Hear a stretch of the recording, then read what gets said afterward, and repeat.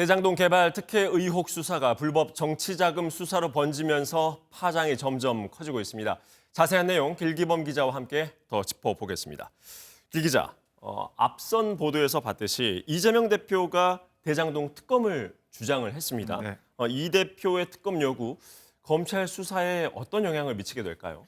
네, 이제 복수의 검찰 관계자랑 통화를 해봤는데요. 현재 상황에서는 수사에는 영향이 전혀 없다고 단언했습니다. 일단 국민의힘이 특검 제안을 거부한 상황이잖아요. 만약 여야가 줄다리기 끝에 특검에 합의해도 출범에 상당한 시간이 걸리기 때문에 수사팀은 계획대로 수사를 진행할 전망입니다.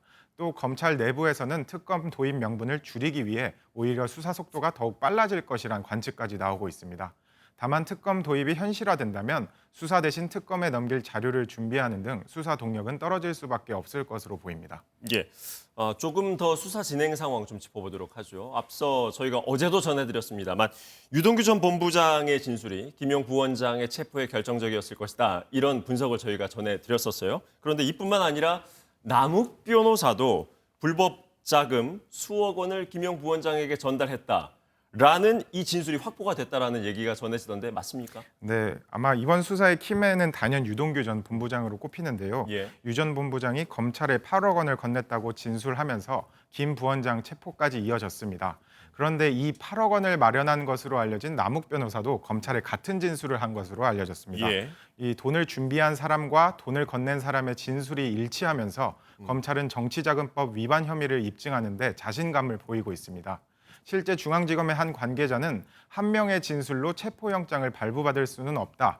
충분한 인적, 물적 증거를 갖추고 있기 때문에 법원이 발부해주지 않았겠느냐라고 말했습니다. 설명을 들어보면 진술뿐만 아니라 검찰의 물증도 상당히 확보를 한 것처럼 보이는데 이 남 변호사의 측근의 메모가 결정적이었다. 이런 내용도 지금 전해지고 있습니다. 이 메모에 담긴 내용들 구체적으로 확인되고 있습니까?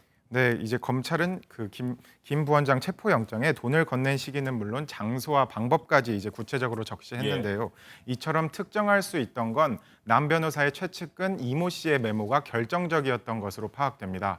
이 씨는 남 변호사가 소유한 천화동인 4호의 사내 이사를 지낸 인물로 남 변호사 지시로 8억 원을 전달한 것으로 알려졌는데요.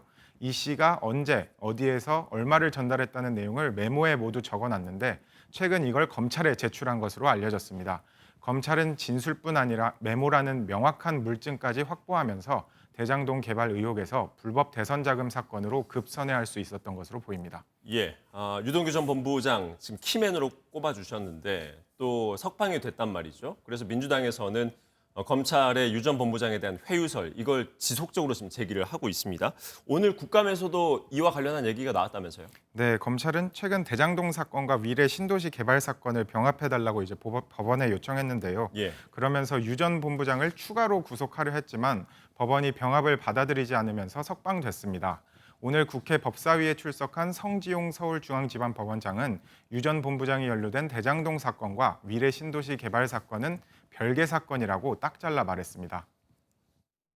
대장동 사건과 완전히 별개의 새로운 사건, 대장동 사건의 심리를 위해서 병합하고 이것으로 영장을 발부를 하게 되면 결권 구속에 문제가 생길 수도 있죠.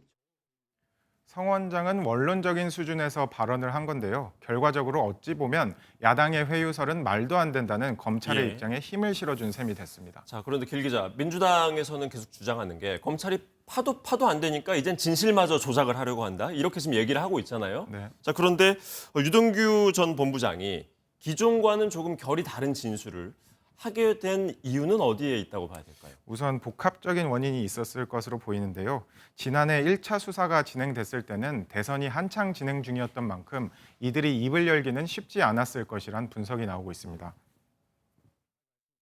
그분이 이재명 지사가 아니라는 말씀이 좀 바뀌신 것 같은데 어떤 취지로 이유가 아닙니다. 바뀐 게 아니고 오해들 하신 거고 저는 그렇게 말씀드린 적 없습니다.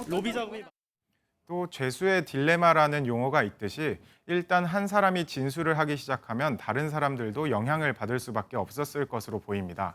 법조계에서는 유동규, 남욱 두 사람이 일단 입을 열었기 때문에 앞으로 더욱 파급력이 큰 폭탄 발언이 이어질 수 있다는 전망까지 나오고 있습니다. 예, 이제 오늘 밤이면 곧 또 김영 부원장에 대한 구속영장 발부 여부 이것도 네. 이제 결정이 될 텐데 저희가 계속해서 좀 지켜보도록 하겠습니다. 지금까지 길기범 기자였습니다. 안녕하세요. 김주하입니다. 공정하고 신속한 MBN 뉴스 유튜브를 통해서도 만나보실 수 있습니다. 특히 더 많은 뉴스와 라이브를 보고 싶으시다면 오른쪽을 눌러서 구독하시면 됩니다. 어렵지 않죠?